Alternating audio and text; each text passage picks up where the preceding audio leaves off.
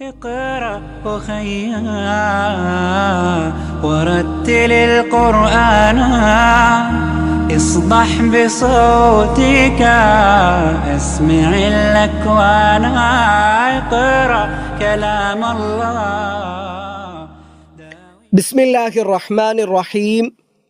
الحمد لله رب العالمين والصلاة والسلام على رسول الأمين وعلى آله وصحبه أجمعين أما بعد.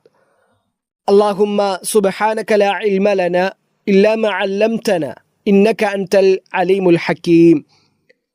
رب اشرح لي صدري ويسر لي أمري واحلل عقدة من لساني يفقهوا قولي.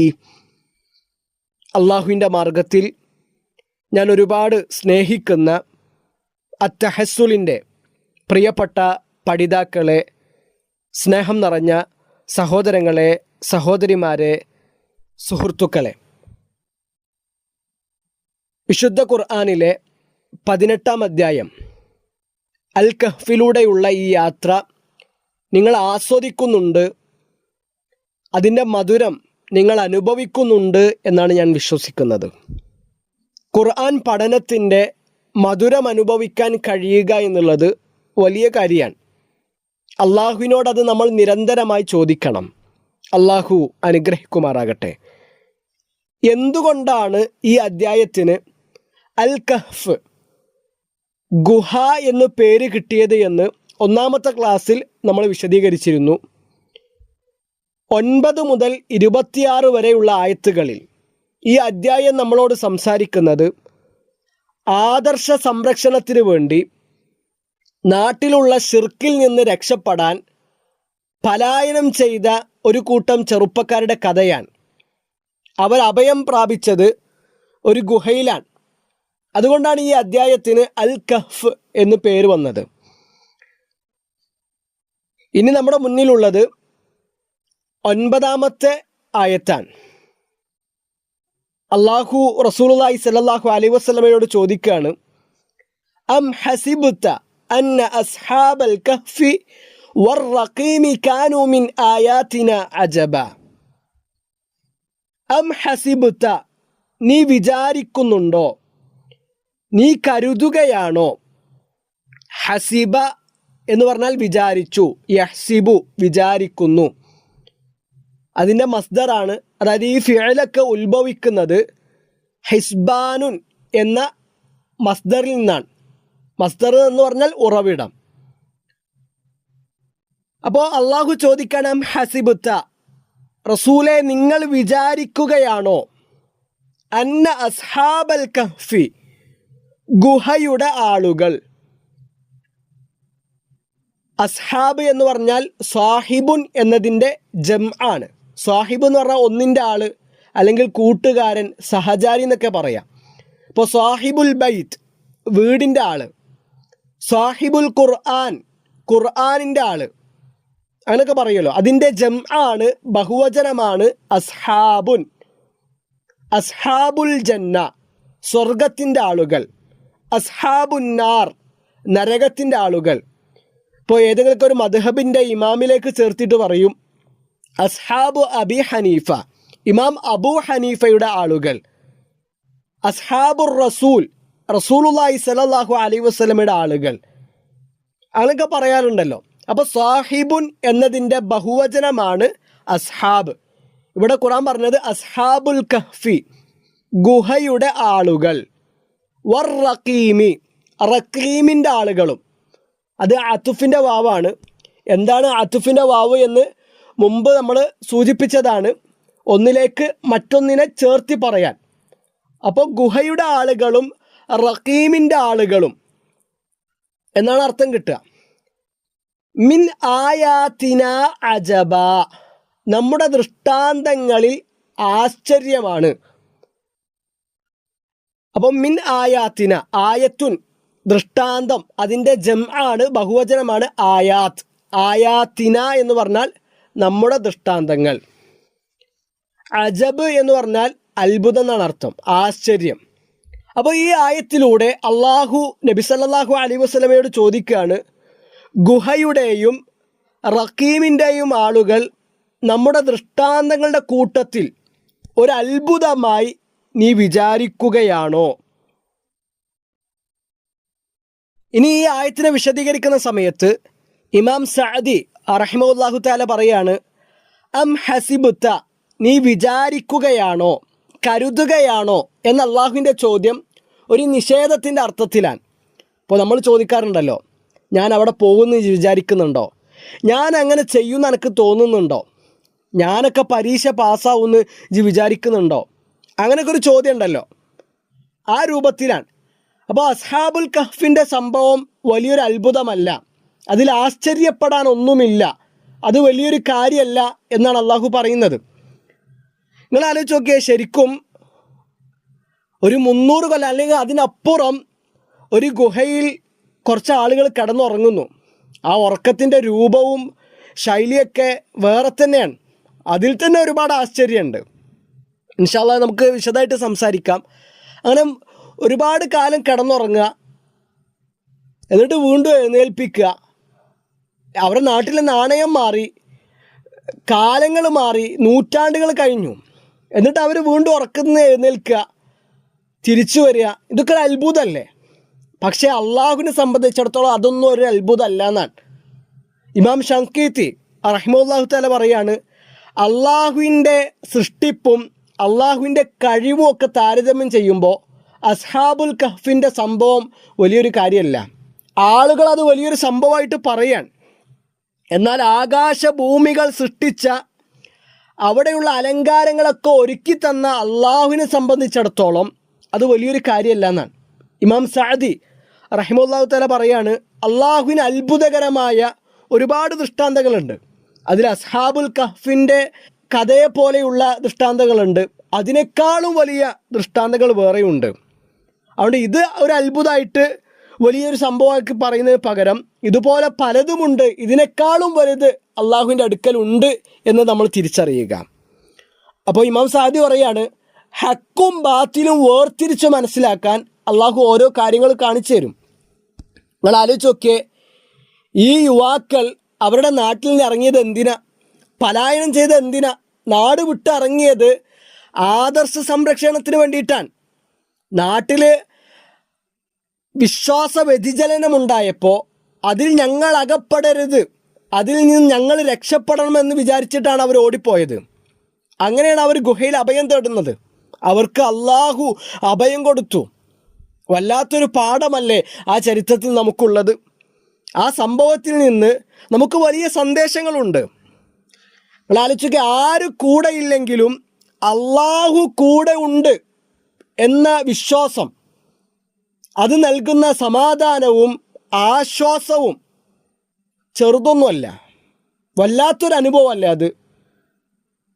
നാടെതിരാണ്, ഭരണാധികാരികളെതിരാണ്, ആരെതിരായാലും ഞങ്ങളുടെ കൂടെ അള്ളാഹു ഉണ്ട് എന്ന വിശ്വാസം, അത് വല്ലാത്തൊരു സംഭവമല്ലേ.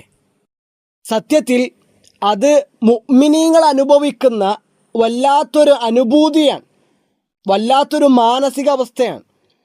അള്ളാഹു വിശുദ്ധ ഖുർആനിലെ 47-ാം അധ്യായം സൂറത്ത് മുഹമ്മദിലെ 11-ാമത്തെ ആയത്തിൽ പറയുന്ന ഒരു കാര്യമുണ്ട്. ذَلِكَ بِأَنَّ اللَّهَ مَوْلَى الَّذِينَ آمَنُوا وَأَنَّ الْكَافِرِينَ لَا مَوْلَى لَهُمْ. അള്ളാഹു മുഅ്മിനീങ്ങളുടെ രക്ഷാധികാരിയാണ്. കാഫിറുകൾക്ക്, സത്യനിഷേധികൾക്ക് ഒരു രക്ഷാധികാരിയുമില്ല എന്ന് പറയുന്നത്. വളരെ ആവേശം തോന്നിക്കുന്ന ഒരു ചരിത്രമുണ്ട്. ഉഹദ് യുദ്ധം കഴിഞ്ഞു, ഇസ്ലാമിൻ്റെ ശത്രുക്കൾ വിജയം ആഘോഷിക്കുകയാണ്. അപ്പോൾ സൈന്യത്തെ കൂട്ടി തിരിച്ചു പോകുമ്പോൾ സേനാനായകൻ അബൂ സുഫിയാൻ മുസ്ലിം സൈന്യത്തിന് നേരെ തിരിഞ്ഞു നിന്നിട്ട് ചോദിക്കുകയാണ്, അഫിൽ ഖൗമി മുഹമ്മദ്, നിങ്ങളുടെ കൂട്ടത്തിൽ മുഹമ്മദ് ജീവിച്ചിരിപ്പുണ്ടോ? ആ വിജയത്തിൻ്റെ ആവേശം പ്രകടിപ്പിക്കാൻ, അവരുടെ ഈർഷ്യത അവർ പ്രകടിപ്പിക്കാൻ മുഹമ്മദ് ജീവിച്ചിരിപ്പുണ്ടോ? റസൂലുള്ളാഹി സ്വല്ലല്ലാഹു അലൈഹി വസല്ലം പറഞ്ഞു, ലാ തുജീബു, സഹാബ നിങ്ങൾ മറുപടി കൊടുക്കരുത്, നിങ്ങൾ മിണ്ടണ്ട. അബൂ സുഫിയാന്റെ അടുത്ത ചോദ്യം, അഫിൽ ഖൗമി ഇബ്നു അബി ഖുഹാഫ, അബൂ ഖുഹാഫയുടെ മകൻ നിങ്ങളുടെ കൂട്ടത്തിൽ ജീവിച്ചിരിപ്പുണ്ടോ, അതല്ല യുദ്ധത്തിൽ കൊല്ലപ്പെട്ടോ? 3 തവണ ചോദിച്ചു എന്നാണ്. അബൂബക്കർ സിദ്ദീഖ് റളിയല്ലാഹു അൻഹു ഉണ്ടോന്ന്. റസൂലുള്ളാഹി സ്വല്ലല്ലാഹു അലൈഹി വസല്ലം പറഞ്ഞു, ലാ തുജീബു, നിങ്ങൾ മറുപടി കൊടുക്കണ്ട. അടുത്ത ചോദ്യം Abu സുഫിയാന്റെ, അഫിൽ Qaumi Umar bin Khattab, നിങ്ങളുടെ കൂട്ടത്തിൽ ഉമർ ബിൻ ഖത്താബ് ജീവിച്ചിരിപ്പുണ്ടോ? റസൂലുള്ളാഹി സ്വല്ലല്ലാഹു അലൈഹി വസല്ലമയുടെ മറുപടി, ലാ തുജീബു, നിങ്ങൾ മറുപടി കൊടുക്കേണ്ടതില്ല. അപ്പൊ അബൂ സുഫിയാൻ സന്തോഷത്തോടു കൂടി തൻ്റെ സൈന്യത്തിലേക്ക് തിരിഞ്ഞു നിന്നിട്ട് പറയാ, അവരൊക്കെ മരിച്ചിട്ടുണ്ട്, അവരൊന്നും ബാക്കിയില്ല. ഇത് കേട്ടപ്പോ ഉമർ ബിൻ ഖത്താബ് റളിയല്ലാഹു അൻഹുവിന് വികാരത്തെ പിടിച്ചു നിർത്താൻ കഴിഞ്ഞില്ല. ഉമർ ബിൻ ഖത്താബ് റളിയല്ലാഹു അൻഹു പറഞ്ഞു, കദബ്ത യാ അദുവല്ലാഹ്, അള്ളാഹുവിൻ്റെ ശത്രുവെ, നീ കളവ് പറഞ്ഞിരിക്കുന്നു. ഞങ്ങളൊക്കെ അവിടെ തന്നെ ഉണ്ട്. അള്ളാഹുവിൻ്റെ റസൂലും അബൂബക്കർ റളിയല്ലാഹു അൻഹുവും ഉമർ റളിയല്ലാഹു അൻഹു ഒക്കെ ജീവിച്ചിരിപ്പുണ്ട്. അപ്പൊ അബൂ സുഫിയാന്റെ മറുപടി, ഹുബുൽ, ഹുബുൽ എത്ര ഉന്നതനാണ്. അവരുടെ ആരാധ്യന്മാരുടെ കൂട്ടത്തിൽ ഒരാളാണ് ഹുബുൽ. ഹുബുൽ. ആ സമയത്ത് റസൂലുള്ളാഹി സ്വല്ലല്ലാഹു അലൈഹി വസല്ലം പറയാണ്, അജീബു, ഇതുവരെ മറുപടി കൊടുക്കണ്ട എന്ന് പറഞ്ഞ റസൂലുള്ളാഹി സ്വല്ലല്ലാഹു അലൈഹി വസല്ലം പറയാണ്, സഹാബ, നിങ്ങൾ മറുപടി കൊടുക്കുക. സഹാബിമാർ ചോദിച്ചു, അള്ളാഹുവിൻ്റെ റസൂലെ, ഞങ്ങൾ എന്താണ് മറുപടി കൊടുക്കേണ്ടത്? റസൂലുള്ളാഹി സ്വല്ലല്ലാഹു അലൈഹി വസല്ലം പറഞ്ഞു, ഖൂലു അല്ലാഹു അഅ്ലാ വ അജൽ, നിങ്ങൾ പറയുക, അള്ളാഹു ആണ് ഏറ്റവും ഉന്നതൻ, അള്ളാഹു ആണ് ഏറ്റവും വലിയ മഹാൻ. അപ്പൊ അബൂ സുഫിയാന്റെ തിരിച്ചുള്ള പ്രതികരണം, ലനൽ ഉസ്സ വലാ ഉസ്സ ലക്കും, ഞങ്ങൾക്ക് ഒരു ഉസ്സയുണ്ട്, നിങ്ങൾക്ക് ഉസ്സയില്ല. റസൂലുള്ളാഹി സ്വല്ലല്ലാഹു അലൈഹി വസല്ലം പറഞ്ഞു, അജീബു, സ്വഹാബ, നിങ്ങൾ മറുപടി കൊടുക്കുക. സ്വഹാബിമാരുടെ ചോദ്യം, അള്ളാഹുവിൻ്റെ റസൂലെ, ഞങ്ങൾ എന്താണ് തിരിച്ചു പറയേണ്ടത്? റസൂലുള്ളാഹി സ്വല്ലല്ലാഹു അലൈഹി വസല്ലം പറയുന്ന മറുപടി, നമ്മളൊക്കെ മുഅ്മിനീങ്ങളാണ്, ശരിക്കും മനസ്സിരുത്തി ഗൗരവത്തിൽ ഹൃദയം തുറന്ന് ചിന്തിച്ച് ആലോചിച്ചിട്ടാണ് ആ മറുപടി നമ്മൾ കേൾക്കേണ്ടത്. റസൂലുള്ളാഹി സ്വല്ലല്ലാഹു അലൈഹി വസല്ലം പറയാ, അല്ലാഹു മൗലാന വലാ മൗലാ ലക്കും, ഞങ്ങളുടെ രക്ഷാധികാരി അള്ളാഹുവാണ്, നിങ്ങൾക്ക് ഒരു രക്ഷാധികാരിയുമില്ല എന്ന് നിങ്ങൾ മറുപടി പറയുക എന്നാണ്. നിങ്ങൾ ആലോചിച്ച് നോക്കിയേ, ലോകത്ത് ഏത് സമൂഹത്തിനാണ് ഈ ഒരു വികാരം അനുഭവിക്കാൻ കഴിയുക? അള്ളാഹു ഞങ്ങളുടെ രക്ഷാധികാരിയാണ്, ഞങ്ങളുടെ കൂടെ അള്ളാഹു ഉണ്ട്, നിങ്ങൾക്കൊരു രക്ഷാധികാരിയില്ല. അപ്പോൾ വല്ലാത്തൊരു മാനസികാവസ്ഥ അല്ലേ? അത് നമുക്ക് അനുഭവിക്കാൻ കഴിയണം, നമുക്ക് ആസ്വദിക്കാൻ കഴിയണം. ഈമാനുള്ള ഹൃദയങ്ങൾക്ക് അത് ബോധ്യപ്പെടുകയുള്ളൂ. ഈമാനുണ്ടോ, വിശ്വാസമുണ്ടോ, അള്ളാഹു നമ്മുടെ കൂടെയുണ്ട്. ആര് എതിരായാലും, ഭരണാധികാരികൾ എതിരാണോ, നാട്ടുകാരെതിരാണോ, ശത്രുക്കൾക്ക് എത്ര വലിയ വലിപ്പമുണ്ടായാലും വേണ്ട, ഈ ലോകം മുഴുവൻ എതിരായാലും നമുക്കൊരു വിഷയമല്ല. കാരണം എന്താ? അള്ളാഹു മൗലാന, അള്ളാഹു നമ്മുടെ കൂടെയുണ്ട്. അസ്ഹാബുൽ കഹ്ഫിനെ അള്ളാഹു സംരക്ഷിച്ചു. അവരിറങ്ങിയത് എന്തിനാ? ആദർശത്തിന് വേണ്ടിയിട്ടാണ്, അള്ളാഹുവിന് വേണ്ടിയിട്ടാണ്. അള്ളാഹുവിന് വേണ്ടി നമ്മൾ ഇറങ്ങാൻ ഒരുക്കമാണോ, ജീവിക്കാൻ നമ്മൾ തയ്യാറാണോ, അള്ളാഹു നമ്മുടെ കൂടെ ഉണ്ടാകും. ആ ഒരു വിശ്വാസം നമ്മുടെ മനസ്സിനെ പറഞ്ഞു പഠിപ്പിക്കണം. നമുക്ക് ജീവിതത്തിൽ വലിയൊരു സമാധാനം, വല്ലാത്തൊരു ആശ്വാസം അനുഭവിക്കാൻ കഴിയും. നമ്മൾ പറഞ്ഞു വരുന്നത്, അസ്ഹാബുൽ കഹ്ഫ് അള്ളാഹുവിൻ്റെ കഴിവുകളെ തട്ടിച്ചു നോക്കുമ്പോൾ അത് അള്ളാഹുവിനെ സംബന്ധിച്ചിടത്തോളം വലിയൊരു സംഭവമൊന്നുമല്ല. അസ്ഹാബുൽ കഹ്ഫ് അത്ഭുതമാണ്, അത്ഭുതമല്ല എന്നല്ല പറയുന്നത്. പക്ഷേ അതിനേക്കാളും വലിയ അത്ഭുതം വേറെ ഉണ്ട്. ഇമാം സഅദി റഹിമഹുല്ലാഹു തആല പറയാണ്, ഒരാൾ ഇതിൽ മാത്രം വലിയൊരു അത്ഭുതം കാണുന്നുവെങ്കിൽ അതവൻക്ക് വിവരമില്ലാത്തതുകൊണ്ടാണ്, ബുദ്ധി ഇല്ലാത്തതുകൊണ്ടാണ്. കാരണം ഇതിനേക്കാളും വലിയ അത്ഭുതങ്ങൾ വേറെ ഉണ്ട്. അസ്ഹാബുൽ കഹ്ഫിൻ്റെ സംഭവം അള്ളാഹുവിനെ സംബന്ധിച്ചിടത്തോളം വലിയൊരു കാര്യമാണോ? ഷെയ്ഖ് അബ്ദുറഹ്മാൻ അൽ അജ്ലാൻ ഹഫിളുല്ലാഹ് പറയാണ്, അള്ളാഹുവിൻ്റെ കാര്യം എന്താണ്? കുൻ ഫയക്കൂൻ. ഒരു കാര്യം ഉണ്ടാകണമെന്ന് അള്ളാഹു തീരുമാനിച്ചാൽ കുൻ, ഉണ്ടാകുമെന്ന് പറഞ്ഞാൽ അത് ഉണ്ടായി. അതുകൊണ്ട് ഇത് അള്ളാഹുവിനെ സംബന്ധിച്ചിടത്തോളം വലിയൊരു കാര്യമൊന്നുമല്ല. അതുകൊണ്ട് ഇമാം സഅദി റഹിമഹുല്ലാഹു തആല പറയാണ്, ഒരു മുഅ്മിനായ മനുഷ്യൻ്റെ ജോലി, അവൻ്റെ ബാധ്യത എന്ന് പറഞ്ഞാൽ അള്ളാഹുവിൻ്റെ എല്ലാ ദൃഷ്ടാന്തങ്ങളെക്കുറിച്ചും ചിന്തിക്കുക എന്നുള്ളതാണ്.